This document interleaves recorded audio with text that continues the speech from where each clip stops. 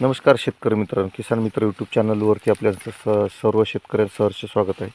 तर आता आपल्या शेतामध्ये आपल्याला हळद निरोगी दिसत असते, तर आपण स्वतः पहा जाऊन शेतामध्ये करपा किंवा पिवळसरपणा दिसत आहेत, तर अशा झाडाची लक्षणं ओळखून आपण झाडांवरती जे करपा सांगत असतो की आपल्याला खालून जे सड वगैरे फंगल इन्फेक्शन लागत असतं, तर शेतकरी मित्रांनो ह्याच्यामध्ये पहिली गोष्ट लक्षात ठेवा की आपल्याला ह्याच्यामध्ये मुळं आपल्याला डेव्हलप नाहीत. आणि पहिली गोष्ट ह्याच्यामध्ये सडीचा जो भाग लागला आहे, हा सड आपल्याला कंट्रोल करणं महत्त्वाचं आहे. अशा अवस्थेमध्ये याला जी आपल्याला सड लागली आहे, अशा अवस्थेमध्ये आपल्याला कार्गोशील एकरी 2 लिटर ह्या प्रमाणात सोडायचं आहे. आणि ह्याच्यामध्ये जे असणारे कीटकं वगैरे असतात, हे भरपूर प्रमाणात खात असतात.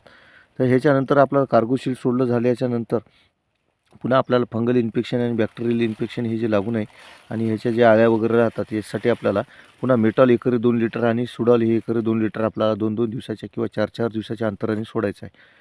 तर शेतकरी मित्रांनो, ह्या अशा अवस्थेमध्ये आपल्याला ह्याला सल्फरची पण मात्रा लागणार आहे, जे 90% मध्ये पवन ॲग्रो ह्या कंपनीचं आहे, ते आपल्याला हे सोडणं गरजेचं आहे. तर हे आपल्याला सड आणि फंगल इन्फेक्शन जे आहे हे आपल्याला निरोगी झाडाला आणि चांगल्या झाडाला दुसऱ्या बाजूच्या झाडाला लागू द्यायचं नाही. आणि जे ह्याच्यामध्ये जे कंद वगैरे चांगले असतात याला पण आपल्याला निरोगी ठेवणं गरजेचं आहे.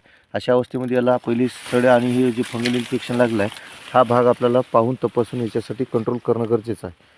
आणि तुम्ही माझा नंबर सेव्ह करा 95 27 00 36 66. धन्यवाद मित्रांनो.